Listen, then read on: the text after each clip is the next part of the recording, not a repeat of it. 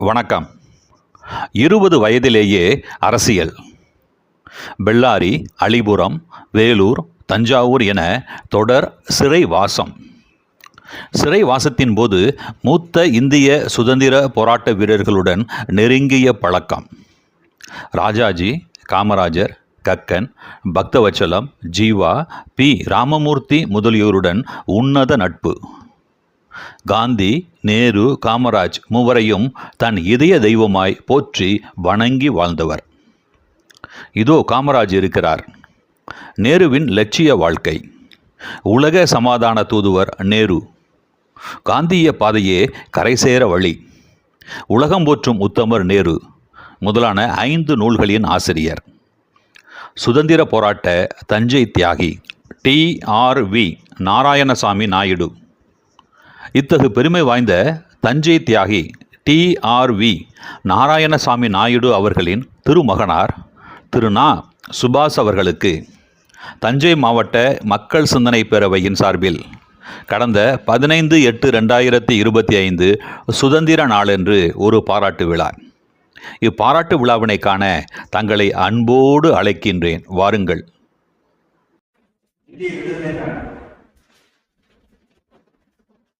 சிறப்பு கூட்டம் மக்கள் சிந்தனை பேரவை தஞ்சாவூர் மாவட்டம் நடத்துகிற இந்த விடுதலை நாள் சிறப்பு நிகழ்ச்சியில் தலைமையேற்று நம்ம எல்லாரும் இருக்கிற மக்கள் சிந்தனை பேரவையினுடைய பொதுக்குழு உறுப்பினர் மரியாதைக்குரிய அன்பழகன் அவர்கள் தஞ்சாவூர் மாவட்டத்தில் மக்கள் சிந்தனை பேரவையை போக்குவதற்கு அடித்தளம் என்றவர்கள். தஞ்சை மாவட்டத்தில் இருக்கிற மக்கள் சிந்தனை பேரவை உறுப்பினர்கள் எல்லாரும் விட அன்பழகன் அவர்கள் ராணுவ விவசாயிகளுடைய ஏற்கனவே தெரிந்தவர்கள். அவர்கள் எல்லாரும் அவர்கள் அடித்தளம் இந்த தஞ்சை மாவட்ட மக்கள் சிந்தனை பேரவை இன்று விடுதலை விழாவை கொண்டாடுவது என்று நமக்கு மகிழ்ச்சிக்குரிய விஷயம். சற்று முன்னால் வீர தியாகி விஸ்வநாதாஸ் அவர்களை பற்றி அருமையான உரையை ஆற்றி அமர்ந்திருக்கிற மக்கள் சிந்தனை பேரவையின் பொதுக்குழு உறுப்பினர் மரியாதைக்குரிய ஐயா கடந்த ஜெயக்குமார் அவர்களுக்கும் நம்முடைய மரியாதையை தெரிவித்துக் கொள்கிறோம். இதுவரை மக்கள் சிந்தனை பேரவை விடுதலை நாள் விழாவை கொண்டாடவில்லை. காலம் இப்பொழுதுதான் கடிந்திருக்கிறது போதும் என்று நாம் இந்திய விடுதலையினுடைய 29ஆம் ஆண்டு இந்த நிகழ்ச்சியில் நடத்துகிறோம். விடுதலை வீரர்கள் வடநாட்டில் மட்டும்தான் அதிகமாக இருக்கிறார்கள் என்ற ஒரு எண்ணம். அதன் காரணம் மிகப்பெரிய அறிஞர்கள் எல்லாம் விடுதலை போராட்டத்தை பற்றி எழுதியிருக்கிறார்கள். தமிழகத்தை பற்றி குறிப்பிடுவது அங்கொன்று இங்கொன்றுமாகத்தான் இருக்கிறது. குறிப்பாக சொல்ல வேண்டும் என்றால் காங்கிரஸ் மகாசபை சரித்திரத்தில் எழுதிய பட்டாபி சீதாராமையா அவர்கள் கூட தமிழகத்தின் பங்குபணியை பெருமளவு குறிப்பிடவில்லை என்பதுதான் வருத்தக்கூடிய விஷயம். இந்த கொலையை போக்குவதற்கு முதலில் ஆப்போசிட்டாக இணைந்தார். விடுதலை போரில் தமிழகம் என்ற 2 காரண நூலை அவர் எழுதி கொடுத்தால் தமிழக விடுதலை போராட்ட வீரர்களுடைய எல்லா விதமான தியாகங்களும் வெளியே வர தொடங்கின. இதற்கு அடுத்து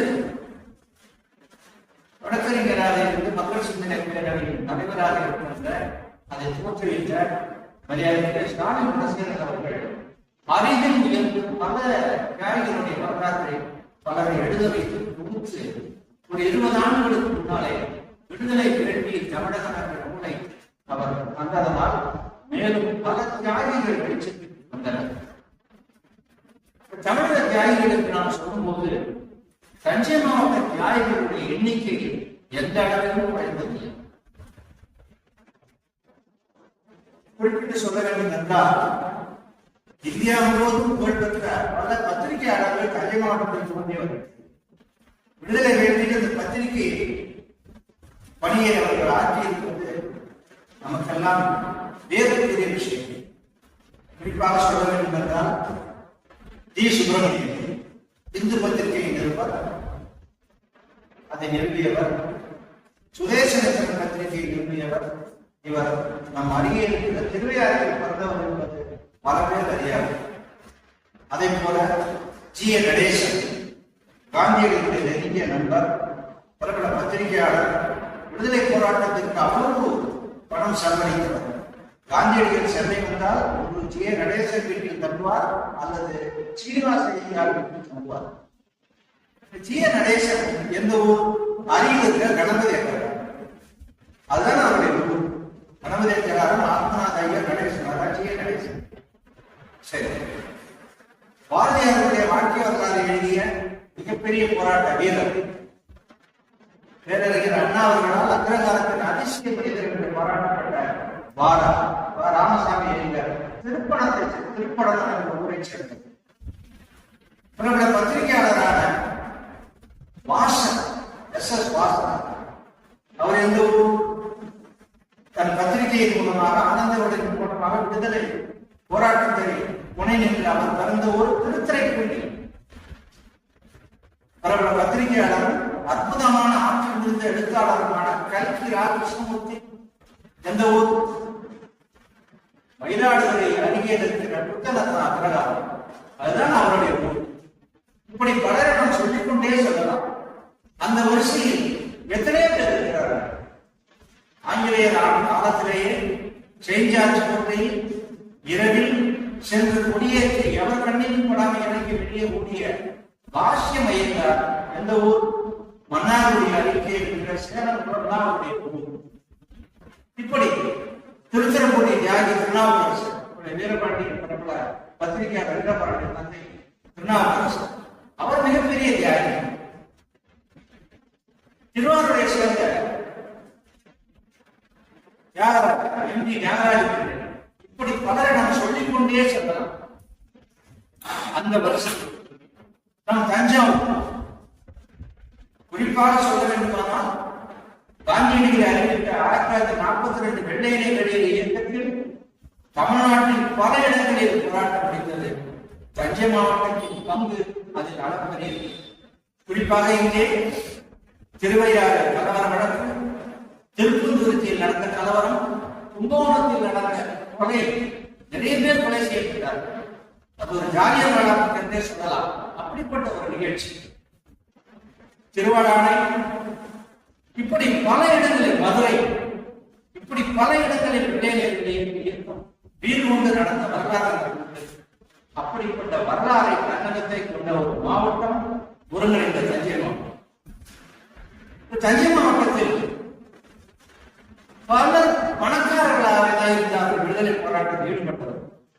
ஆனால் விடுதலை போராட்டத்திற்கு பிறகு அனைத்து செல்வத்தையும் இழந்து, இன்னும் சொல்ல போனால் நடு வீதிக்கு வந்தார்கள் என்று சொல்லக்கூடிய அளவிற்கு பல தியாகிகள் தஞ்சை மாவட்டத்தில் இருந்தார்கள். அந்த வரிசையில் இன்று நாம் கொண்டாடுகிற, அவருடைய தியாகத்தை போற்றுகிற தஞ்சையினுடைய மிகப்பெரிய தியாகி நாராயணசாமி நாயுடு, அவருடைய மகன் மரியாதைக்குரிய சுபாஷ் அவர்கள், அவருக்கு அவருடைய தந்தையின் புகழ். அவர் விடுதலை போராட்டத்தில் ஈடுபட்டார், சிறை சென்றார் எந்த அளவுக்கு தெரிந்திருக்குமே தவிர, அவர் தந்தை கூட அவர் மகன் சுபாஷ் அவர்களுக்கு தன்னுடைய விடுதலை போராட்ட பணிகளை தெரிவித்திருப்பாரா என்றும், இவர் அதை அறிந்திருப்பாரா என்றும் கூட நமக்கு சந்தேகம். அவர் இந்த நிகழ்ச்சியை அழைத்து வருவதற்கு அவ்வளவு பாடுபட வேண்டியிருக்கு. அவர் மிகுந்த கூச்ச சுபாவம் உள்ளவர். நாராயணசாமி நாயுடு அவர்களுடைய மகன் சுபாஷ் இப்படி மரியாதைக்குரிய இந்த நிகழ்ச்சியின் தலைவர் நட்பழகன் அவர்கள் அவருக்கு நெருங்கிய நண்பர். இந்த நட்பு அடிப்படையாக வைத்து அவர் எப்படியோ அவர் அழைத்து நான் வருவாரா வரமாட்டார் என்ற அச்சத்தில் இருந்திருந்தால், அவரை பற்றி மரியாதைக்குரிய நண்பழகன் அவர்கள் மிகவும் கூச்ச சுபாவம் உள்ளவர், வரமாட்டார் என்று சொல்லிக் கொண்டிருந்தால் நம்முடைய அச்சத்தோடு இருந்தேன். ஆனால் மரியாதைக்குரிய சுபாஷ் அவர்களை நம்முடைய அன்பழகத்தை அனைத்து உட்கார வைத்திருந்தால் நமக்கெல்லாம் பெருமை. அவர் உட்காருவதை விட முன்னாலே உட்கார மாட்டேன், கூட்டத்தில் தான் உட்கார வேண்டும் சொன்னாலே எப்படியோ அவரை முன்னாடி உட்கார வைத்துவிட்டாங்க. நம்முடைய நோக்கம் சுபாஷ் அவர்களை முன்னிலைப்படுத்த வேண்டும் என்பது அல்ல, அவரை வைத்து அவருடைய தந்தையின் தியாகத்தை சுத்தி இருக்க மக்களுக்கு தெரிவிக்க வேண்டும் என்ற ஒரே நோக்கம்தான். தஞ்சாவூர் எத்தனையோ தஞ்சை நகரத்துக்கு அத்தனை தியாகிகள் கொடுத்திருக்கிறார்கள். எவருக்காக தெரியுமா? மரியாதைக்குரிய ஐயா நாராயணசாமி நாயுடு அவர்களை பற்றி எத்தனை பேர் அறிந்திருப்பார்கள்? அதற்கு காரணம் நம்மை விடுதலை போராட்ட வீரர்களுக்கு இருக்கிற ஒரு குணம், தாங்கள் செய்த தியாகத்தை உலகத்துக்கு சொல்வதில்லை. தாங்கள் செய்த தியாகத்தின் விளைவாக ஒரு கிடைக்க வேண்டிய எந்த மரியாதையும் அரசாங்கம் ஏற்றுக்கொள்ளாமலே மறந்ததனால் அவருடைய தியாகம் பெறுவதில்லை. அதை போலவே தான் மரியாதைக்குரிய நாராயணசாமி நாயுடு அவர்களுடைய தியாகம் என்றால் எழுத்தில் வடிக்க முடியாத தியாகம். அவர் எங்கே பிறந்தார்? அவருடைய பூர்வீக ஊர் கடவுடி. ஆனா அவர் பிறந்தது மானம்பூச்சி ஆண்டிய குடியிருந்த போது அவர் பிறந்தவர். அவர் ஒரு சாதாரண ஒரு எளிய குடும்பத்தில் பிறந்தவர் அல்ல, மிகப்பெரிய பணக்கார குடும்பத்தில் பிறந்தவர் நாராயணசாமி நாயுடு அவர்கள். அதை நாம் மனதில் கொள்ள வேண்டும். ஏகப்பட்ட சொத்துக்கு நாராயணசாமி நாயுடு அவர்கள் ஒரே வாரிசு. பணக்கார குடும்பத்திற்கு, வசதி வாய்ப்புள்ள குடும்பங்களுக்கு, வளமான குடும்பங்களுக்கு வாய்க்கிறது கெட்ட பழக்கம். அவரை சுற்றி எல்லா விதமான தீய குணங்களும் தாண்டவம் ஆடிக்கொண்டிருக்கும். என்னை எடுத்துக்கொள், என்னை அரவணைத்துக் கொள். ஆனால் இந்த மனிதர் மிக பணக்கார குடும்பத்தில் பிறந்த நாயுடு அவர்கள், மரியாதைக்குரிய நாராயணசாமி நாயுடு அவர்கள் எந்த தீய பழக்கத்திற்கும் ஆட்படாமல் தன்னுடைய ஒழுக்கத்தை பேணி காப்பாற்றிக் கொண்டிருந்தார். தான் இளைஞராக வளர்ந்து பல ஆண்டுகள் வரைக்கும் தூய மனிதராக இருந்திருக்கிறார். இவர் ஏதாவது படித்தாரா என்றால் வியப்புக்குரிய விஷயம். ஏன் வியப்புக்குரிய விஷயம் என்றால், பிறந்த உடனே தன் தாயை இழந்தவர் மரியாதைக்குரிய நாராயணசாமி நாயுடு. தன்னுடைய 10 வயதில் தன்னுடைய தந்தையை இழந்தார். இந்த சூழ்நிலையிலும் அவர் தன் படிப்பை ஊக்கத்துடன் தொடர்ந்தார். எதுவரை? திருச்சி சென்ட் ஜோசப் கல்லூரியில் சென்று பட்டப்படிப்பு முடிக்கும் வரை அவர் ஊக்கமாக இருந்தார். சென்ட் ஜோசப் கல்லூரியில் படிக்கும் போதே அந்த இளம் வயது, என்ன வயது இருக்கும்? 17-18 வயது தானே கல்லூரியில் படிக்கிற மாணவர்கள். அப்பொழுதே விடுதலை போராட்டத்தில் அவர் ஈடுபட்டார்.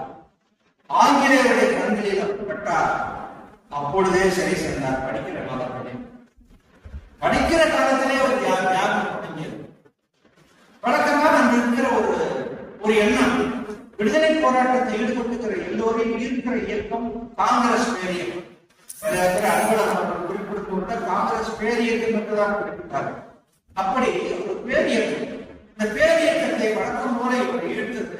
இவர் காங்கிரசுக்கு சேர்ந்தார், காங்கிரசுக்கு தொண்டாற்றினார். அது மட்டுமல்ல, அவருடைய காங்கிரஸ் ஈடுபாடு அவருக்கு உயர் பதவியை கொடுத்தது. இன்றைக்கு இருக்கிற தஞ்சை மாவட்டம் மிக சிறியது. அன்றைக்கு இருந்த ஒருங்கிணைந்த தஞ்சை மாவட்டம், இங்கே நாகப்பட்டினம், இங்கே மயிலாடுதுறை, இந்த பக்கம் புதுக்கோட்டை எல்லை, இங்கே திருச்சி, அவ்வளவு பெரிய தஞ்சை மாவட்டத்தில், ஒருங்கிணைந்த தஞ்சை மாவட்டத்தில் காங்கிரஸ் தலைவராக இருந்தவர் ஐயா நாராயணசாமி நாயுடு அவர்கள். அப்பொழுது அவருடைய தியாகம் எப்படிப்பட்டது? இந்த தியாகத்தினால் அவரை இந்த பதவி தேடி வந்தது. அதே மாதிரி விரும்பி என்றார். அந்த காலத்தில் இதை வைத்து நாம் விடுதலை போராட்டத்தில் ஈடுபடுவதற்கு இந்த பதவி ஒரு காரணமாக இருக்கும் என்று ஒரு காரணத்தினால்தான் அவர் பதவியை, அதுதான் உண்மையாக இருக்கு. இப்படி இந்த சூழ்நிலையில் அவர் இப்படி பல போராட்டங்களில் ஈடுபட்டுக் கொண்டிருக்கும் போது காந்தி அவருக்கு புகழ்பெற்ற போராட்டமாக அவருக்கு பெயர் வாங்கி தந்த வெள்ளையரை வெளியேறிய 1942 பம்பாயில் கோவாலியா மைதானத்தில் நடந்த அந்த கூட்டம், அங்குதான் காந்தியடிகள் உலக புகழ் பெற்ற தன்னுடைய வாக்கியம் செய்யதல் சத்துமணி டூ ஆர் டை என்ற வாக்கியத்தை அவர் முழங்கினார். 9ஆம் தேதி இரவே பல தொண்டர்கள் அங்கிருந்து புறப்பட்டு பம்பாயிலிருந்து வெவ்வேறு பகுதிகளுக்கு சென்ற போது அந்த மாநாட்டில் கலந்து கொண்ட தமிழக தலைவர்கள், அந்த சென்னை மாநாடு பல தலைவர்கள் அங்கிருந்து தமிழ்நாட்டில் வந்தார்கள். வரும்போது வருகிற வழியிலேயே தேடி தேடி பல தலைவர்களை கைது செய்கிறார்கள். டிவிக்கு எல்லாம் ஆந்திராவிலேயே கைது செய்யப்பட்டார். ஆனால் எவர் கண்ணிலும் படாமல் தப்பித்து வந்த ஒரே தலைவர் காமராஜர். காமராஜர் தப்பித்து வருகிறார். ஏன் தப்பித்து வருகிறார்? அவர் என்ன கோடையா? அவர் அவர் கோடையில் இருந்தது எல்லோருக்கும் தெரியும். ஒரே காரணம், ராஜாஜி அவர்கள் அறிவுறுத்தி இருக்கிறார். காமராஜ், நீங்கள் எப்படியாவது தமிழ்நாடு சென்று தமிழ்நாட்டில் இருக்கிற தலைவர்கள் அத்தனை பேரையும் சந்தித்து காந்தியடிகள் அறிவித்த தலைவர் காந்தியடிகள் அறிவித்த இந்த வெள்ளையனை வெளியேறு இயக்கத்தினுடைய பிரசுரங்கள் செய்திகள் எல்லாம் தமிழ்நாட்டு தலைவர்கள் எல்லோருக்கும் சென்று சேர்க்க வேண்டும். சேர்ந்த பிறகு நீங்க கைதாகுங்கள் என்ற ஒரே காரணத்தினால்தான் அவர் கைதாகாமல் வருகிறார். நேரடியாக அவர் என்ன செய்கிறார் என்றால் அரக்கோணம் செல்கிறார். அரக்கோணத்தின் மிகப்பெரிய தியாகி தேவராஜேந்திரர் வீட்டுக்கு போய் அவர் கட்டி தேவராஜேந்திரர் அழைத்துக் கொண்டு அங்கே சென்று வருகிறார். ஆபத்தான சூழ்நிலை. அரக்கோணத்திலிருந்து ராணிப்பேட்டைக்கு வருகிறார். ராணிப்பேட்டை காமராஜர் தேவராஜேந்திரர் வரும்போது இரவு நேரத்திலிருந்து கதவை தட்டும் போது உள்ளே இருந்து கல்யாண ராமையர் என்ன நினைத்திருப்பார்? போலீஸ் தான் நம்மை கைது செய்திருக்கிறது. ஆனால் அவர் பயந்து கொண்டே கதவை திறந்தார். அவருடைய அன்பு நண்பர் தேவராஜேந்திரர் மாபெரும் மனிதர் காமராஜர் இருக்கிறார். காமராஜர் எப்படி வேண்டியதில் வந்தார் என்றால், ஒரு கிராமத்து விவசாயிகள் வேட்டியை படித்துக் கொண்டு தோளில் துண்டை போட்டுக் கொண்டு அந்த வெள்ளையனேர் வெளியேற்றத்தினுடைய பிரசுரங்கள் மூட்டையாக தலை வைத்துக் கொண்டதால் அவரை காவலர்கள் கண்டுகொள்ளையது. அப்படித்தான் அவர் வந்தார். ராணிப்பேட்டையிலிருந்து இங்குதான் நாம் மரியாதைக்குரிய நாராயணசாமி அவர்களுடைய அளப்பரிய பணியை நாம் தெரிந்து கொள்ள போகிறோம். காமராஜர் எங்கிருந்து எங்கு வருகிறார்? ராணிப்பேட்டையிலிருந்து நேர வந்த இடம் தஞ்சாவூர். ஏன் அங்கிருந்து தஞ்சாவூர் இருக்கிறார்? தஞ்சாவூருக்கு தான் விடுதலை போராட்ட அந்த தளத்தில் அன்றே புகழ்பெற்றிருந்த நம்முடைய மதிப்பிற்குரிய விடுதலை போராட்டத்தினுடைய தளபதி தஞ்சை தியாகி, இந்திய விடுதலை வானில் மின்னிய தஞ்சை நட்சத்திரங்களில் அவர் வீட்டுக்கு வருகிறார். அந்த காலத்திலேயே தமிழ்நாட்டில் விடுதலை போராட்டத்தில் மிக அளப்பரிய தியாகங்களை செய்ததாக கருதப்பட்ட நாராயணசாமி நாடு ஒரு வீட்டுக்கு காமராஜர் இருக்கிறார். கூட யார் இருக்கிறார்?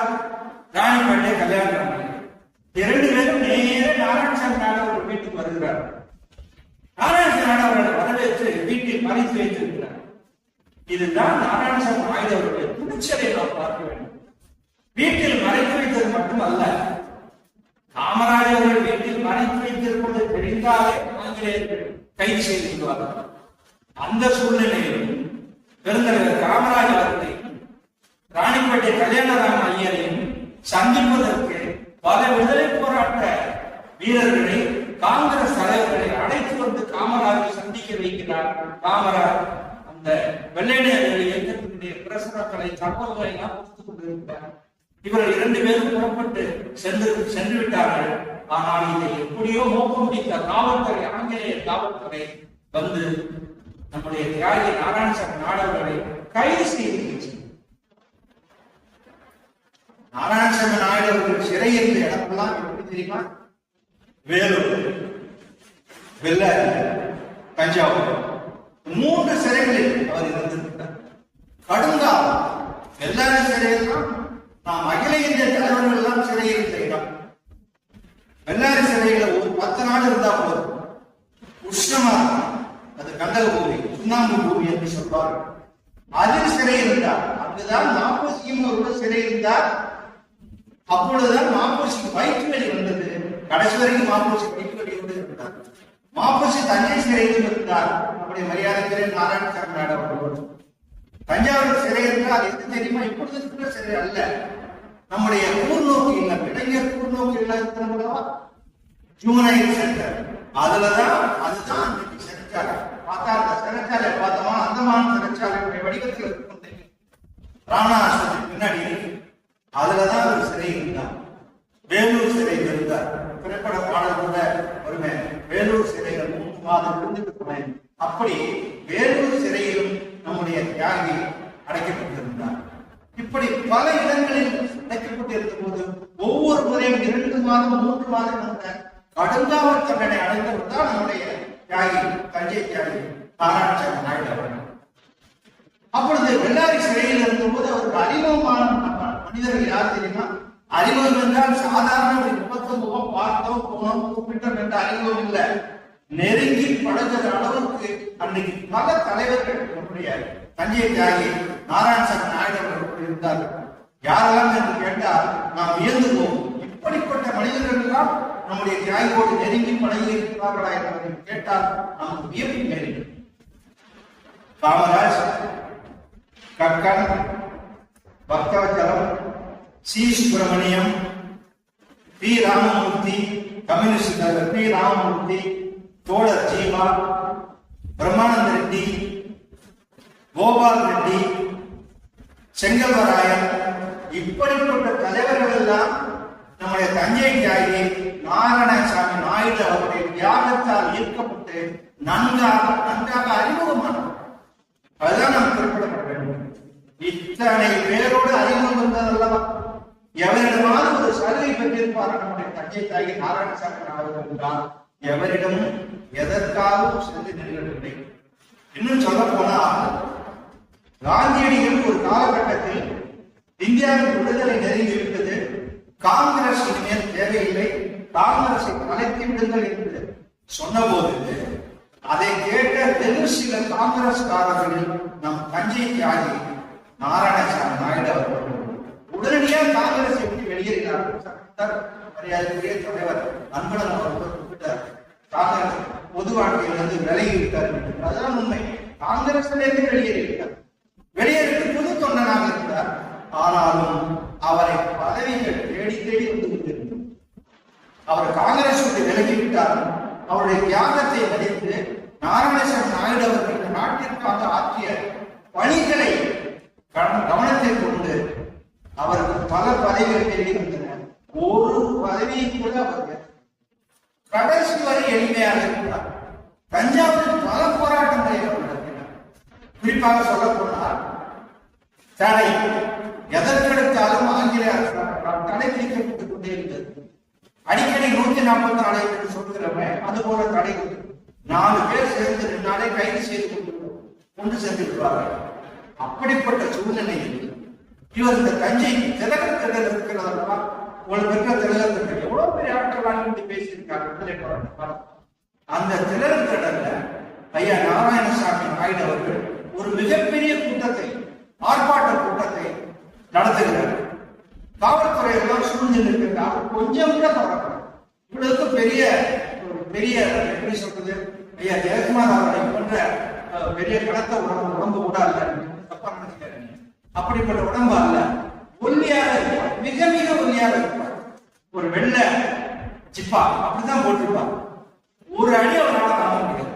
அவர் கூட இருந்தவர் சொக்கலிங்க பத்திரிகை தஞ்சாவூர் தெற்கு வீதியில தான் இருந்தார். ஐயா அன்பழகன் தெரிவிச்சார், இந்த தெற்கு வீதியில தான் குடியிருந்தார்.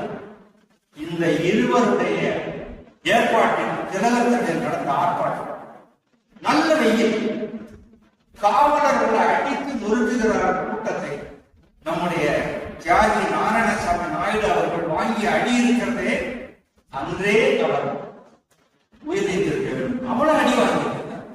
சொக்கலிங்க பத்தர் அடி வாங்கினார். ஒரு மாபெரும் தியாகி. அவர் எல்லாம் இன்றைக்கு அவருடைய வாரிசுகள் எங்கே இருக்கிறார்கள், அவர் வரலாற்றை சொல்வது கூட ஆளும். இந்த சொக்கலிங்க பத்தர் நம்முடைய நாராயணசாமி நாயுடு அவர் அடி வாங்கி மயங்கி விழுந்திருந்தார். மயங்கி விழுந்த பிறகுதான் காவல்துறையினர் என்று அலர்ந்தார்கள். இது அவருடைய போராட்ட குணம். எந்த சூழ்நிலையிலும் எந்த நெருக்கடியிலும் தன்னுடைய போராட்ட குணத்தை விட்டுவிடாமல் தொடர்ந்து போராட்டம் நடத்தி கொண்டே இருந்தார். அப்படிப்பட்ட மனிதர் தான் நம்முடைய நாராயணசாமி நாயுடு. ஒரு சில விஷயங்கள் நான் குறிப்பிடுவது பொருத்தமாக இருக்கு நான் கருதுகிறேன். எனக்கு இந்த செய்தி மரியாதைக்குரிய அன்பழகன் அவர்கள் மூலம் தான் தெரியும், வேறு சொல்லவில்லை. ஒரு முறை காமராஜ் தஞ்சை வருகிறார்.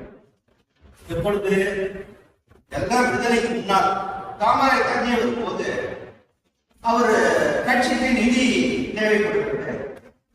கட்சி நிதி கொடுக்கும் போது ஒரு தஞ்சை மாவட்டத்தில் அங்கு இருந்த புகழ்பெற்ற காங்கிரஸ் அவர் ஒரு 10,000 ரூபாய் 1940-45 காலங்கள்ல 10,000 ரூபாய் பாருங்க, இன்னைக்கு எவ்வளவு இருக்கும், கோடி ரூபாய். அந்த தொகையை அந்த மிகப்பெரிய காங்கிரஸ்காரர் கொண்டு வந்து காமராஜிடம் சேர்க்க சொல்லி யாரை தேர்ந்தெடுத்தார் தெரியுமா? நம்பிக்கையான மனிதர் என்று அவர் கண்ணில் பட்டவர் நம்முடைய தஞ்சை தியாகி நாராயணசாமி நாயுடு. இந்த நாராயணசாமி நாயுடு அவர்கள் கையில் 10,000 ரூபாய் பணத்தை கொடுத்து காங்கிரஸ் விடுதலை போராட்ட பணிகளுக்காக ஒப்படைத்தார். அந்த பணத்தை மிக பத்திரமாக நம்முடைய தியாகி நாயுடு அவர்கள் கொண்டு சென்று காமராஜிடம் சேர்த்தார் என்பது வரலாறு. விடுதலை போராட்டத்தில் ஈடுபடும் போது மக்களுடைய நம்பிக்கையை பெறுவது மிக முக்கியமானது. அப்படிப்பட்ட நம்பிக்கையை பெற்றிருந்தவர் நம்முடைய நாராயணசாமி நாயுடு. எல்லோரும் மதிக்கத்தக்க ஒரு தலைவராக இருந்திருக்கிறார். நானே நேரடியாக பார்த்த ஒரு சம்பவத்தை குறிப்பிடுவது மிக பொருத்தமாக. நான் பணியாற்றிய பூண்டி கல்லூரி. அப்பொழுது நான் படித்துவிட்டு வேலைக்கு இருந்த ஒரு சில ஆண்டுகள் 82 இருக்கும். ஐயா நாராயணசாமி நாயுடு அவர்களை நான் பார்த்ததே கிடையாது. பார்த்திருந்தால் அவர் தான் என்று தெரிந்திருக்காங்க. அவர் ஒரு நாள் பூண்டி கல்லூரியுடைய செயலாளராக இருந்த மரியாதைக்குரிய எனக்கு எல்லாமாக இருந்த ஐயா கேடிவி அவர்கள் இல்லத்துக்கு நாயுடு அவர்கள் முன்மங்களாவை கடந்து உள்ளே வருவதை அலுவலகத்திலிருந்து பார்த்த ஐயா அவர்கள் கேடிவி ஐயா அவர்கள் நீ வெளியே போ, நாயுடு இருக்கிறார் அனுப்பிவிட்டு இவர் வெளியே வந்தார். அலுவலகத்திலிருந்து வெளியே வந்தால் இவருக்கெல்லாம் ஆச்சரியம். ஒரு அலுவலகத்திலிருந்து வெளியே போய் யாரை வரவேற்க போகிறார்? இது இந்திய குடியரசுத் தலைவர் இருக்கிறாரோ, ஒரு தமிழக முதல்வர் இருக்கிறார் என்று நாங்கள் பார்த்தால் ஒரு மெல்லிய ஊக்கம் அங்கிருந்து நடந்து வருகிறது. உடை கையில் இடது கையில் கொடுக்கிறது. கண்ணிக்கு போட்டு உள்ளே வருகிறார். ஐயா வெளியே வந்தார். ஐயா நாயுடு ஏன் இப்படி வெயில் இங்க வரீங்க? எதுக்காக நீங்க வரணும்? என்னன்னு சொன்னா ஒரு கடிதம் போடக்கூடாதா? அல்லது யாருக்கையாவது சொல்லி இருந்துச்சா நான் வந்து என்னன்னு உங்களுக்கு கேட்டுக்கிறேன். வாங்க அழைச்சிட்டு போய் உள்ள உட்கார வச்சா எனக்கு வியப்பு காத்திருந்தது. ஏனென்றால் அதற்கு சற்று முன்னர் தான் 2 நாளுக்கு சற்று முன்னர் என்றால் 2-3 நாளுக்கு முன்னர் தான் உலக புகழ் பெற்ற ஒரு மனிதர். அவர் ஒரு வேலை டாக்டருக்காக வந்து ஐயாவிடம் பரிந்துரை கேட்டார். இந்த பையனுக்கு வேலை கொடுங்கள் என்று கேட்டார். பொதுவாக அவருடைய குணம் அவராக விரும்பி யாருக்கு வேலை கொடுக்கலாம் என்றால் கொடுப்பார். படிப்பது எல்லோரையும் படிக்க வைத்திருப்பார். வேலை கொடுப்பது பார்த்துதான் வேலை கொடுப்பார். பரிந்துரைக்காக ஒரு வேலை கொடுப்பது கேள்வியோட பழக்கம் அல்ல. நாயுடு வந்து ஐயா ஏதோ சொல்லிட்டு போயிட்டார். என்ன சொன்னாலும் நான் வெளியில நிற்கிறேன். அதற்கு பிறகு இவங்க 2 பேரும் என்ன பேசிக்கொண்டார் என்பது பல ஆண்டுகளுக்கு பிறகுதான் எனக்கு தெரிய வந்தது. ஆசிரியர்களுடைய பணி ஓய்வு நிகழ்ச்சி அங்கு ஐயா பூண்டி ஐயா அவர்கள் மேடையில் இருக்கிறார்கள். அந்த ஓய்வு பெற்ற ஒருவரை பாராட்டும் போது இவர் சொல்கிறார், பூண்டி ஐயா அவர்கள் சொல்கிறார்கள், இந்த பையன் மனோகரன் இருக்கிறாரே இவரை எனக்கு தெரியாது. இவருக்கு வேலை கொடுத்து நல்லா கவனிக்கணும். இவர் தான் வேலை கொடுத்திருக்காரு. இவர் வேலை கொடுத்தேன்னு சொல்லல. ஒரு வேலை நான் வேலை கொடுத்தால் என்றால் நாராயணசாமி நாயுடு அவருடைய மரியாதை குறைந்துவிடக் கூடாது என்பதற்காக இருக்கலாம். இவருக்கு வேலை வாங்கி கொடுத்தது நாராயணசாமி நாயுடு தான் என்று மேடையில். அப்பொழுதுதான் நான் புரிந்து கொண்டேன், பல ஆண்டுகளுக்கு முன்னாலே அங்கு வந்தவர் இவர் தான். அதற்கு பிறகு பலமுறை தஞ்சாவூரில் நாராயணசாமி நாயுடு அவர்களை பார்த்து விட்டேன். அருளானந்தனிலிருந்து வெளியே வருவார், ஒரு கொடை பிடித்திருப்பார், மெலிந்த தேகம், அதே தள்ளி இருப்பார், ஒரு பறவையை காற்றில் மிதந்து வருவது போல நடந்து வருவார். அவர்தான் இன்று நம்முடைய இருக்கிற அவருடைய வாரிசு சுபாஷ் அவருடைய தந்தை என்று நான் பிறகுதான் புரிந்து கொண்டேன். காந்தியடிகளை பின்பற்றி காங்கிரசின் பேரியக்கத்தில் இருந்த அவர் தீவிர அணியில் இருந்த சுபாஷ் சந்திர போஸ் அவருடைய பெயரை அவருடைய பிள்ளைக்கு இருக்கிறார் வைத்திருக்கிறார் என்பது ஒரு வேறு. இப்படி அந்த நாராயணசாமி ஐயா அவர்களுடைய தியாகம் எவ்வளவு பெருமைக்குரியது என்பது தஞ்சையில் இருக்க பலர் அறிய மாட்டாமல் என்பதுதான் வருந்தக்கூடிய விஷயம். இது மட்டுமல்ல, நல்ல எழுத்தாற்றல் மிக்கவர் நாராயணசாமி நாயுடு அவர்கள். காந்தி, நேரு போன்ற பெரும் தலைவர்களை பற்றி 5 நூல்கள் அவர் எழுதினார். அந்த நூல்கள் எல்லாம் அநேகமாக இன்று படிப்புக்கு வராமல் போயிருக்கும். அப்படிப்பட்ட மனிதன் நம்மிடையே வாழ்ந்து மறைந்திருக்கிறார். அந்த மனிதனுடைய புகழையும் தியாகி விஸ்வநாதாஸ் அவருடைய புகழோடு சேர்த்து நாம் இன்று இந்த விடுதலை நாளில், இந்தியாவின் 79வது விடுதலை நாளில் நாம் போற்றி பாராட்ட கடமைப்பட்டுள்ளோம். இந்த நிகழ்ச்சிக்கு தலைமையேற்று சிறப்பித்த மரியாதைக்குரிய அன்பழகன் ஐயா அவர்களுக்கும், சுபாஷ் அவர்களை, தியாகிமணிய சுபாஷ் அவர்களை அவர் எப்படி சொல்றது, கன்வின்ஸ் பண்ணி கொண்டு வந்து சேர்ந்திருக்கே முதல்ல நன்றி. ரொம்ப கூச்ச சுபாவம் சுபாஷ் அடிக்கடி சொல்லுவார்கள். அவர் கொண்டு வந்து சேர்த்ததே பெரிய விஷயம். அப்படிப்பட்ட மனிதர் இந்த நிகழ்ச்சிக்கு இங்கு வந்து சிறப்பித்த விடுதலை நாளை கொண்டாடிய உங்கள் அனைவருக்கும் என்னுடைய மனமார்ந்த நன்றியை தெரிவிக்கின்றது. இப்படிப்பட்ட நாராயணசாமி நாடு போன்ற தலைவர்களுடைய வாழ்ந்திருக்கிறார்கள். அவருடைய தியாகத்தை நாம் நாடு போற்றுவோம். அந்த தியாக தீபம் அனைவரும் எரிய நாம் பாடுபடுவது கூறி விடைபெறுகிறேன். வணக்கம். அனைவருக்கும் விடுதலை நாள் வாழ்த்துக்களை தெரிவிப்பதிலே மகிழ்ச்சி அடைகிறேன். இன்று ஒரு முப்பெரும் விழா. இந்திய நாடு விடுதலை பெற்ற 79ஆம் ஆண்டு விழா. வீரத்தியாகி ஐயா விஸ்வநாதன் தாஸ் அவர்கள் நூல் அறிமுக விழா. தஞ்சையில் நம்மோடு வாழ்ந்த நினைவுக்குரிய ஐயா நாராயணசாமி நாயுடு அவர்களுடைய குடும்பத்திற்கு பாராட்டு. இப்படி பன்முகத்தன்மையோடு நடைபெறக்கூடிய இந்த விழாவிலே வருகை தந்திருக்கிற உங்கள் அத்தனை பேருக்கும் என்னுடைய வணக்கத்தை தெரிவித்துக் கொள்கிறேன். வழக்கமாக 6:30 மணிக்கு தொடங்கி 8:30 மணிக்கு நம்முடைய நிகழ்ச்சிகள் நிறைவடையும். 8:25க்கு ஐயா பேராசிரியர் அவர்களை பார்த்தால் ஒரு பரபரப்புடன் காண்பார். பேசுபவர் அதிகமாக பேசினால் கூட உடனடியாக நிறுத்திவிடுங்கள் என்று எச்சரிக்கை செய்வார். அப்படிப்பட்ட இந்த நிகழ்ச்சி 8:30 மணிக்கு நிச்சயமாக நிறைவு பெற்றுவிடும். ஐயா ஜெயக்குமார் அவர்களிடத்திலே ஒரு அன்பான வேண்டுகோள். நீங்கள் பேச வேண்டிய நேரத்தில் ஒரு 5 நிமிடம் எனக்கு தாருங்கள். அன்போடு கேட்டுக்கொள்கிறேன். காரணம், இந்த நூலை அறிமுகம் செய்வதற்கு அவர்தான் பொருத்தமானவர் என்று பேராசிரியரிடத்திலே நான் குறிப்பிட்டேன்.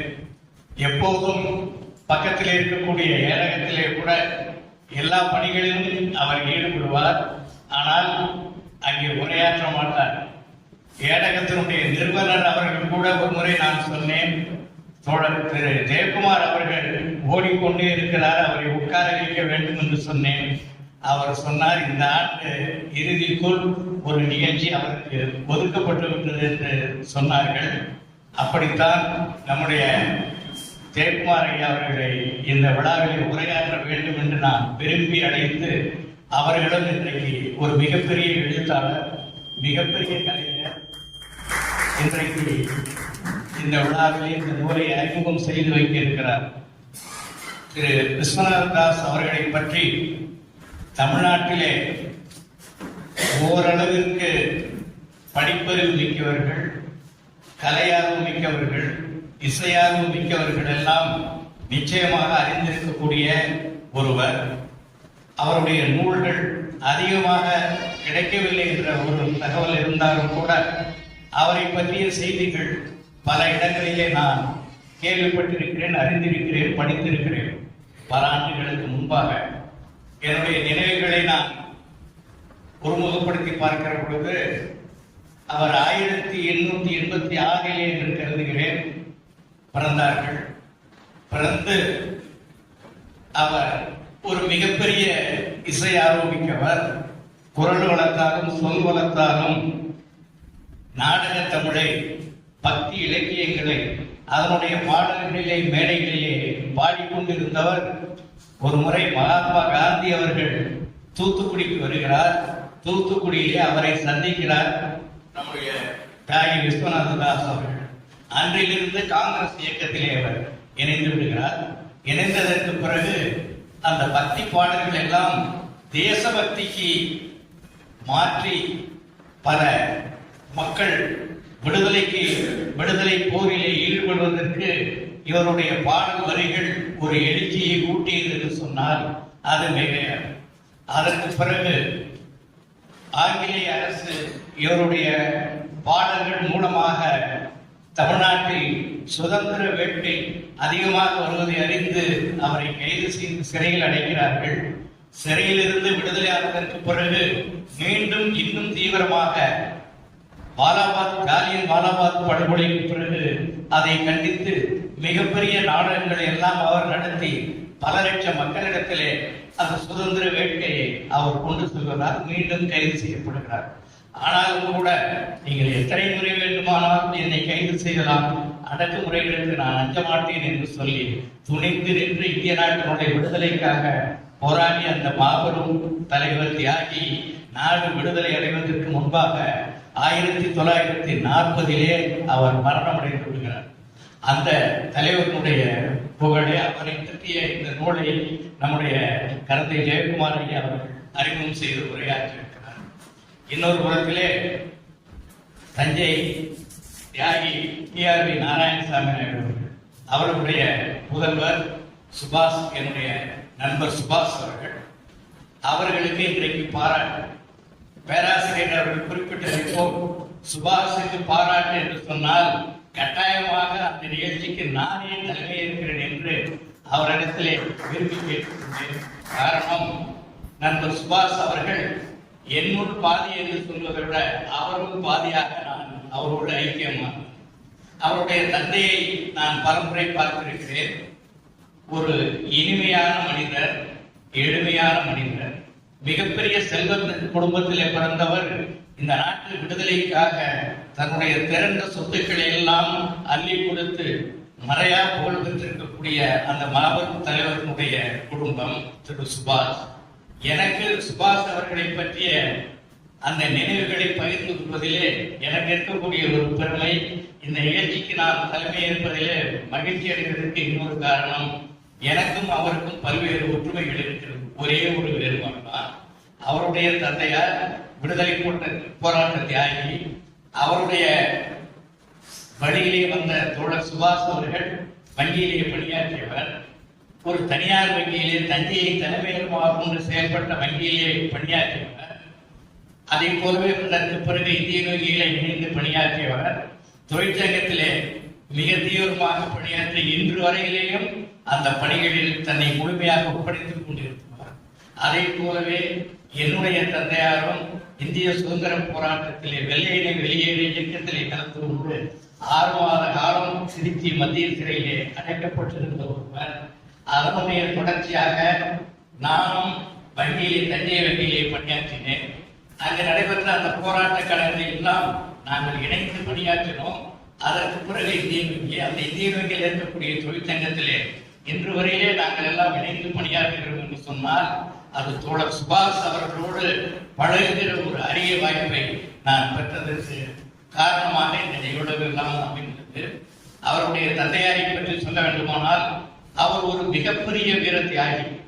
அவர் அரசியலிலே ஈடுபட வேண்டும் என்று விரும்பியிருந்தால் தமிழ்நாட்டு அமைச்சரவையில் பெருந்தலைவர் காமராஜர் தலைமையிலே இயங்கிய அமைச்சரவையில் ஒரு அமைச்சராக இருக்கும்.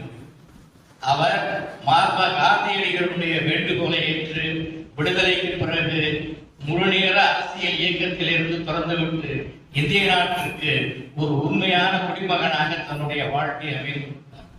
இன்னும் சொல்ல போனால் அவருடைய உறவினர் தோழர் சுபாஷ் அவருடைய மாமா கும்பகோணத்திலே சட்டமன்ற உறுப்பினராக காங்கிரஸ் பேரி இயக்கத்திலே சட்டமன்ற உறுப்பினராக இருந்தவர். அவர்தான் ஒரு செய்தியை நான் கேள்விப்பட்ட பொழுது அதிர்ந்து போனேன். பெருந்தலைவர் காமராஜருக்கு நான் உங்களை சுந்தரபெருமாள் கோவிலிலே ஒருவரை அறிமுகம் செய்கிறேன் என்று சொல்லி அவர் காரிலே போகிற பொழுது ஒரு 2 நிமிடம் இங்கே நில்லுங்கள், காரை நிறுத்தி அவரை வர சொல்கிறேன் பார்க்கலாம் என்று சொன்ன பொழுது சொன்னாரா காமராஜர், அவர்களெல்லாம் பெரிய ஜமீன்தாரியார், அவங்க நம்மளை பார்க்க மாட்டாங்க, அதனால நேரத்தை வீணாக்காத, இல்லைங்க வருவார்னு சொல்லி அவரால் காமராஜருக்கு காங்கிரஸ் இயக்கத்துக்கு அறிமுகப்படுத்தப்பட்ட குடும்பம் தான் திரு மூப்பனார் அவர்களுடைய குடும்பம். அவருடைய தந்தையார் கோவிந்தசாமி மூப்பனார் அவர்களை காமராஜருக்கு அறிமுகம் செய்து வைத்த குடும்பம் ஐயா நாராயணசாமி நாயுடு. இவரால் அறிமுகப்படுத்தவரே படுத்தப்பட்ட குடும்பமே இந்திய நாட்டிலே ஒரு மிகப்பெரிய பொறுப்பிற்கு வரக்கூடிய அளவிற்கு தகுதி மிக்கவராக உருவானார் என்று சொன்னால் அதிலே சற்று கூட குறையாத சுபாஷ் அவர்களுடைய தந்தையார் ஐயா நாராயணசாமி நாயுடு அவர்கள் அந்த புகழெல்லாம் நிச்சயமாக எழுந்திருக்க முடியும். ஐயா விஜயராமலிங்கம் அவர்கள் குறிப்பிட்டார்கள், தோழர் சுபாஷ் அவர்களை கேட்டால் என்னுடைய தந்தை சிறையில் இருந்ததாக சொல்வார்கள், அவர் ஒரு காங்கிரஸ்காரர் என்று தெரியும், ஆனால் எந்த நிகழ்ச்சியுமே எங்களிடத்திலே பகிர்ந்து விட்டதில்லை. என்னிடத்திலே மட்டுமல்ல, என்னுடைய தாயார் அவருடைய துணைவியாரிடத்திலே கூட தன்னுடைய தியாகங்களை தான் ஏற்றுக்கொண்ட லட்சியத்திலே எப்படியெல்லாம் பயணம் செய்தோம் என்பதை பற்றி ஒரு சிறு வரி கூட அவர் சொல்லியதில்லை.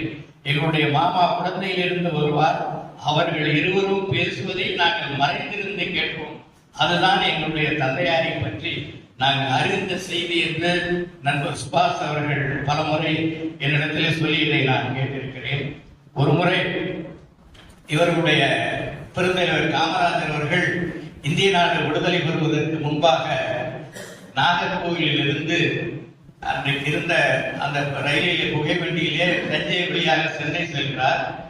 அவர் வருகிறார். அவருக்கு ஒரு தஞ்சாவூரில் இருக்கக்கூடிய ஒரு செல்வந்தர் அவருக்கு ஏதாவது அந்த விடுதலை போரில் ஈடுபட்டிருக்கக்கூடிய அந்த தலைவர்களுக்கு அந்த போராட்டத்துக்கு நிதி அளிக்க வேண்டும் என்று சொல்லி இவர்களிடத்திலே 1946 இவருடைய தந்தையாரை அழைத்து 10,000 ரூபாய் வழங்கி இதை நீங்கள் தலைவர் காமராஜ் அவர்கள் ஒப்படைத்து விடுங்கள் என்று சொல்லியிருக்கிறார். அந்த 10,000 ரூபாய்க்கு இன்றைக்கு எத்தனை கோடி வேண்டுமானாலும் நாம் எடுத்துக்கொள்ளலாம். இவர் மீது அவர் வைத்திருந்த ஒரு அந்த செல்வந்தர் வைத்திருந்த ஒரு நம்பிக்கையினுடைய வெளிப்பாடாகத்தான் அதை நாம் பார்க்க வேண்டும். அவர்கள் காமராஜர் அவர்களை ரயில் நிலையத்திலே சந்தித்து அந்த தொகையை கொடுத்து போராட்டத்திற்கு வைத்துக் கொள்ளுங்கள் என்று கூறியிருக்கிறார் என்று சொன்னால் அவர் ஒரு நம்பிக்கை உடையவராக மட்டுமல்லாமல் விடுதலை போருக்காக போராடக்கூடிய தியாகிகளுக்கு நாம் எந்த வகையிலும் உறுதுணையாக இருக்க வேண்டும் என்பதிலே அவர்கள் இருந்தவர்கள். விடுதலை போராட்டத்திலே ஈடுபட்ட பல தோழர்கள், சிறைக்கு சென்றவர்கள், அவர்களுடைய குடும்பங்களுக்கெல்லாம் இவர் தன்னுடைய சொத்தை விற்று தன்னுடைய பிள்ளையை பற்றி, குடும்பத்தை பற்றி, மனைவியை பற்றி கவலைப்படாமல் இந்த நாட்டை பற்றி கவலைப்பட்டு உழைத்துக் கொண்டிருப்பவர்களுக்கு, சிறையிலேயே வாடிக்கொண்டிருப்பவர்களுக்கெல்லாம் அவர் நிறைய உதவிகளை செய்திருக்கிறார். தஞ்சாவூர் மாவட்ட காங்கிரஸ் கட்சியினுடைய தலைவராக இருந்திருக்கிறார். இப்படி பல பொறுப்புகளில் இருந்தும் ஆனாலும் கூட மிக எளிமையான மனிதர். அவரை நாம் நண்பர் சுபாஷ் அவர்களை பார்ப்பதற்கு அவருடைய வீட்டுக்கு நாங்கள் போனால் அந்த அவருடைய வீட்டுக்கு வெளியே வராதாகவே ஒரு சாய்வு நாற்காலியில் அமர்ந்திருப்பார். எழுந்து நின்று எனக்கும் அவருக்கும் எத்தனை வயது வேறுபாடு, எழுந்து நின்று வாகையான ஒரு புன்னகையோடு வரவேற்று அமரக்கூடிய ஒருவர். அவரிடத்திலே எல்லோரையும் ஒன்றாக கருதுவார். தன்னுடைய பிள்ளைகளை எப்படி கருதுகிறாரோ அப்படித்தான் மற்றவர்களை கருதுவார்.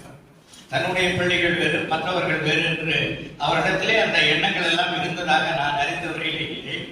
நான் பல முறை அவரை பார்த்திருக்கிறேன். மாலை நேரத்திலே வீட்டில் இருந்து புறப்பட்டு நடந்து வருவார். அருளானந்த நகரிலே அவருடைய வீடு. அங்கிருந்து வந்து தஞ்சாவூர் ரயிலிலே இருக்கக்கூடிய SNM சாந்தி ஸ்டோரிலே அமர்ந்து அங்கே சிலரோடு வெளியிலே நின்று கொண்டு பேசிவிட்டு வீட்டுக்கு செல்வார். யாரிடத்திலும் இவர் இத்தனை பெரிய ஒரு மனிதன் என்று அவரை எங்கேயும் காட்டிக் கொண்டதில்லை. நான் ஒருவரிடத்திலே அந்த சாந்தி ஸ்டோரிலே வேலை பார்க்கக்கூடிய ஒருவரிடத்திலே கேட்டேன், தினமும் இந்த பெரியவர் வருகிறாரே உங்களுக்கு தெரியுமா என்றேன். தெரியாது, ஆனால் வருவார். யாரிடத்திலும் பேச மாட்டார். 1-2 பேர் அவருடைய நண்பர்கள் வருவார்கள். வெளியே நின்று பேசிவிட்டு சென்று விடுவார் என்று சொன்னார். நான் சொன்னேன், இவர் ஒரு மிகப்பெரிய தியாகி. நம்முடைய அமைச்சர் அவர்கள் அன்றைக்கு அந்த நிறுவனத்தினுடைய உரிமையாளர் ஐயா SNM அவர்கள் எப்படி வளர்ந்து கொண்டிருக்கிறாரோ, எப்படி வளர்ந்தாரோ அதை போலவே இவரும் வளர்ந்து அந்த மிகப்பெரிய அரசியலிலே ஒரு மிகப்பெரும் தலைவராக வந்தார். அவர் விரும்பி இருந்தார்.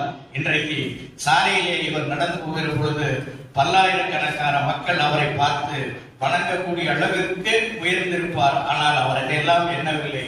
நாட்டினுடைய விடுதலை ஒன்றுதான் தன்னுடைய வேட்கை என்று போராடிய அந்த மாபெரும் தலைவர், வீர தலைவர், அவருக்கு ஒரு பாராட்டு விழா. பேராசிரியர் இடத்தில் சொன்னார், நண்பர் சுபாஷ் அவர்களை அழைத்து பாராட்ட வேண்டும் என்று சொன்னார். சுபாஷ் அவர்களிடத்தில் இருக்கக்கூடிய, நான் முன்னரே தொடக்கத்திலே சொன்னேன், எனக்கும் அவருக்கும் ஒரு வேறுபாடு என்று. எந்த நிகழ்ச்சியிலும் அவர் தன்னை முன்னிலைப்படுத்திக் கொள்ள மாட்டார். இங்கே நடைபெறக்கூடிய பல கூட்டங்களிலே அவரை நாங்கள் அழைத்து இங்கே அமர வேண்டும் என்று சொன்னால் கடைசி வரிசையிலே அமர்ந்து விடுவார். ஆனால் இயல்பாகவே நான் என்னை முன்னிலைப்படுத்திக் கொள்ளக்கூடிய ஒரு நிகழ்வுகளே இருப்பேன். எனக்கும் அவருக்கும் அதுதான் ஒரு வேறுபாடு தவிர வேறொன்றும் அல்ல. சுபாஷ் அவர்கள் வழக்கம் போல் மறுத்துவிட்டார். நான் வரமாட்டேன், என்னுடைய தந்தையாருக்கு தானே பாராட்டு, என்னை எதற்கு அழைக்கிறீர்கள் என்றார். உங்களுடைய தந்தையாருக்கு நடைபெறக்கூடிய பாராட்டிலே நீங்கள் கட்டாயம் கலந்து கொள்ள வேண்டும், அதுதான் உங்கள் தந்தைக்கு நீங்கள் ஆற்றக்கூடிய கடமை என்று சொன்ன பொழுது மிகுந்த தயக்கத்தோடு ஒத்துக்கொண்டு சொன்னார், என்னுடைய பெயர் அழைப்பதிலே இடம்பெறக்கூடாது, நான் அந்த மேடையிலே வந்து அமரமாட்டேன், அங்கே என்னை பேச சொல்லி வற்புறுத்தார்கள் என்று சொன்னார். எல்லாவற்றையும் ஏற்றுக்கொண்டு அவர் சொன்னதை நிராகரித்து விட்டு அவருடைய பெயரை அழைப்பதிலே போற்றும். அவர் ஏற்பரை என்று சொன்னவுடன் கேட்டார், நான் என்ன பேச போகிறேன், எனக்கு ஏற்புரை என்று போட்டிருக்கிறீர்கள் என்று சொன்னார். உங்களுடைய தந்தையாரை பற்றி பேசுங்கள் என்று சொன்னேன். என்னுடைய தந்தையாரை எனக்கு தந்தை என்ற வகையிலே தான் தெரியுமே தவிர அவர் ஒரு மிகப்பெரிய தியாகி, அவருடைய செயல்களை பற்றி நான் கிஞ்சிற்றும் அறியேன், என்னை அவர்களை பற்றி பேச சொல்கிறீர்கள் என்று சொன்னார். எல்லாவற்றையும் கடந்து உங்கள் தந்தையாருக்கு இன்றைக்கு கிடைக்கக்கூடிய எத்தனையோ பெருமைகள் புகழ்கள் எல்லாம் அதிலே உங்கள் மூலமாக நீங்கள் அறிந்து கொள்ள வேண்டும், நீங்கள் அறியாதவற்றை நாங்கள் அங்கே எடுத்துச் சொல்வோம், அதை நீங்கள் கேட்டுக்கொள்ள வேண்டும் என்று சொன்ன நேரத்திலே ஏற்றுக்கொண்டார். இப்பொழுது கூட நீங்கள் மேலே வந்து அமர வேண்டும் என்று சொன்ன பொழுது இல்லை நான் பின்னாலே உட்கார்ந்து கொண்டு நீங்கள் பேசுவதை கேட்கிறேன் என்று சொன்ன ஒரு மிக மிக அடக்கமான ஒருவர். அவருடைய இவரோடு உடன் பிறந்தவர்கள் இவரையும் சேர்த்து 4 பேர். பெரியவர் ஒருவர், அவர் ஒரு வியாபாரத்தில் இருந்தார். அடுத்தவர் பாரத ஸ்டேட் வங்கியிலே பணியாற்றினார், இவர் இந்திய வங்கியிலே. இவருடைய இன்னொரு சகோதரர் அவரும் இந்திய வங்கியிலே. இவருடைய குடும்பமே ஒரு அடக்கமான குடும்பம், அமைதியான குடும்பம், அன்பான குடும்பம். எல்லோரிடத்திலும் அன்பு கொள்வார்கள். எல்லோரையும் அழைத்து அவருடைய வீட்டுக்கு செல்கிற பொழுது அவருடைய உபசரிப்பு என்பது தமிழனுடைய அந்த பண்பாட்டை நிலைநாட்டக்கூடிய அளவிலே அவர்களுடைய அந்த உபசரிப்புகள் எல்லாம் இருக்கும். அப்படிப்பட்ட ஒரு அருமையான குடும்பம் இன்றைக்கு நம்முடைய அழைப்பை ஏற்று மக்கள் சிந்தனை பேரவையினுடைய வேண்டுகோளை ஏற்று இங்கே வந்திருக்கிறார்கள். பேராசிரியர் ஐயா வித்யாராமலிங்கம் அவர்கள் எழுதக்கூடிய அந்த கட்டுரையில் முதல் கட்டுரையாக தஞ்சை தியாகி டி.ஆர்.வி. நாராயணசாமி நாகர் அவர்களை பற்றி எழுதி என்னிடத்திலே பல முறை அதை எழுதுகிற பொழுது அவர் பல தரவுகளை தேடி சென்று சுபாஷை கேட்டால் எனக்கு ஒன்றும் தெரியாது என்கின்றார். பலரிடத்திலே கேட்டு அந்த செய்திகள் எல்லாம் திரட்டி அதை எழுதியிருக்கிறார். அதை இப்பொழுது ஒரு புத்தகமாக விரைவில் அது வெளியிட இருக்கிறது. அந்த விழாவிலே கூட அதில் டி.ஆர்.வி. நாராயணசாமி நாயுடைய ஒத்த தஞ்சையில் இருந்து விடுதலைக்காக போராடிய அந்த பெருமக்களை பற்றி எல்லாம் கொடுத்திருக்கக்கூடிய அந்த நூல் மிக விரைவிலே அவர் கொண்டு வர இருக்கிறார் என்ற ஒரு மகிழ்ச்சியான செய்தியோடு தோழர் சுபாஷ் அவர்களை பாராட்டுவதிலே எனக்கு ஒரு தனிப்பட்ட மகிழ்ச்சி இருக்கிறது. புரட்சியாளர் சேகுவாரா குறிப்பிடுவான், அநீதிக்கு எதிரான போராட்டத்தில் நீயும் நானும் ஓரணியில் இருக்கிறார், நீ என் தோழர் என்பான். அப்படித்தான் தோழர் சுரேஷ் அவர்கள், தோழர் சுபாஷ் அவர்களை அந்த அநீதிக்கு எதிரான போராட்டத்திலே நாங்கள் இருவரும் களத்தில் இருக்கிறோம். நான் அதிகமாக எல்லா செயல்களிலும் ஈடுபடுவேன். சுபாஷ் அமைதியானவர், யாரிடத்திலும் அவர் பேசுவது கூட வேகமாக கேட்காது. அந்த அளவுக்கு ஒரு மெல்லிய பொருளில் இருக்கக்கூடிய ஒருவர். அவர் மீதும் என் மீதும் இன்னும் சிலர் மீதும் அந்த வங்கியிலே நடைபெற்ற ஒரு நிகழ்வில் கொலை முயற்சி வழக்கு என்று காவல் நிலையத்திலே புகார் அளித்தார்கள். தோழர், நான் சொன்னேன், என் மீது கொடுத்தால் கூட நான் கவலைப்பட மாட்டேன், நான் அநீதி என்று சொன்னால் கொலை செய்வதற்கு கூட அஞ்ச மாட்டேன் என்று சொன்னேன். தோழர் சுபாஷ் அவர்கள் அஹிம்சவாதி, அவரை சேர்த்திருக்கிறார்கள் என்று சொல்லி, ஆனால் அந்த வழக்கில் இருந்து நாங்கள் எல்லாம் நீதிமன்றத்திற்கு செல்லாமலே காவல்துறையிலே அந்த வழக்கு பொய்யான ஒரு வழக்கு என்ற கருதி எங்களை எல்லாம் விடுதலை செய்தார்கள். அத்தகைய மாபெரும் ஒரு மாமனிதரை பற்றி பேசக்கூடிய ஒரு வாய்ப்பு, அவர்களை பாராட்டக்கூடிய வாய்ப்பு எனக்கு கிடைத்த ஒரு மிக பெருமையாக தோழர் சுபாஷ் அவர்களை நண்பராகவும் அவருடைய குடும்பத்தில் இருக்கக்கூடிய அனைத்து உறவுகளையும் சமமாக மதித்து பாராட்டக்கூடியவர்களிலே ஒருவனாக நான் இருக்கிறேன் என்ற வகையில் ஐயா நாராயணசாமி நாயுடு அவர்களுக்கும் வீரத்தியாகி விஸ்வநாத தாஸ் அவர்களுடைய இந்த தியாகங்கள் எல்லாம் இந்த மண்ணிலே இந்தியா என்ற ஒரு பெயர் அது எத்தனை நாளைக்கு இருக்குமா இருக்காதா என்று தெரியாத ஒரு சூழ்நிலைகள் எல்லாம் இருந்தாலும் கூட இந்தியா என்கின்ற ஒரு பெயர் நிச்சயமாக நிலைக்கும் நீடித்திருக்கும் என்ற நம்பிக்கை அந்த இந்தியா என்ற ஒரு பெயர் இருக்கிற வரையிலே இந்த வீர தியாகிகளுடைய பெயர்கள் நிலைத்து நிற்கும். அதிலே விஸ்வநாததாஸ் அவர்களும் ஒருவர். நம்முடைய அன்பு நண்பர் சுபாஷ் அவருடைய தந்தையார் டிஆர்பி நாராயணசாமி நாயுடு அவர்களுடைய புகழும் நிலைத்திருக்கும் என்று சொல்லி அந்த மாபெரும் தியாகிகளுக்கு என்னுடைய வீர வணக்கத்தை தெரிவித்து இந்த வாய்ப்பிலே எனக்கு பேசுவதற்கும் தலைமையேற்பதற்கும் வாய்ப்பளித்த மக்கள் சிந்தனை பேரவைக்கும் அதனுடைய மாநில துணைத் தலைவர் எங்களை எல்லாம் வழிநடத்தக்கூடிய பெருமைக்குரிய ஐயா விஜயராமலிங்கம் அவர்களுக்கும் என்னுடைய நன்றி. இந்த நிகழ்ச்சியிலே கலந்து கொண்டு இருக்கக்கூடிய உங்கள் அத்தனை பெயரையும் பெயர் சொல்லி அழைத்து ஒவ்வொருவரையும் அழைக்க முடியும் என்று சொன்னாலும் கூட காலம் கருதி நான் என்னுடைய தலைமை உரையை இந்த அளவோடு நிறைவு செய்து இந்த நிகழ்ச்சியிலே கலந்து கொண்டிருக்கக்கூடிய உங்கள் அத்தனை பேருக்கும் என் சார்பிலும் மக்கள் சிந்தனை பேரவையின் சார்பிலும் என்னுடைய நன்றியை தெரிவித்து நிறைவு செய்கிறேன். வாரிசு அவர்களை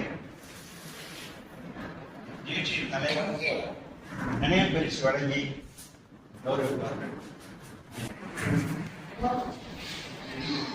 யாரா இருக்கீங்கன்னு தெரியும்.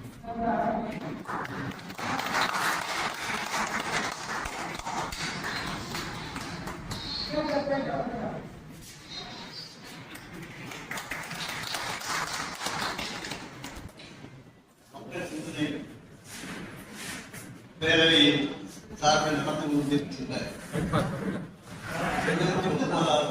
சுதந்திர தின விடுதலை நாள் நிகழ்ச்சியில் பங்கேற்க வந்திருக்கும் உங்கள் அனைவரையும்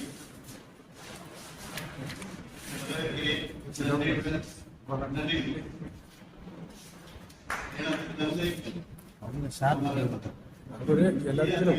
நாராயணசாமி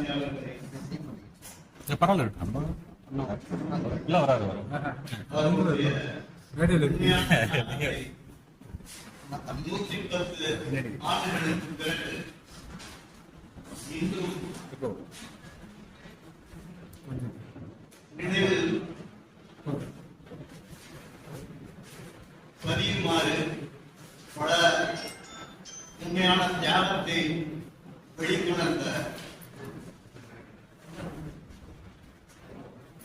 தலைமையில் நடந்து கொண்டிருக்கின்ற அன்பு தோழர் அவர்களை நன்றியுடன் நான் வாழ்கிறேன். அதேபோல் பேராசிரியர் இந்த நிகழ்ச்சியில் என்னுடைய தந்தையை பெருமைப்படுத்துவதற்காகவே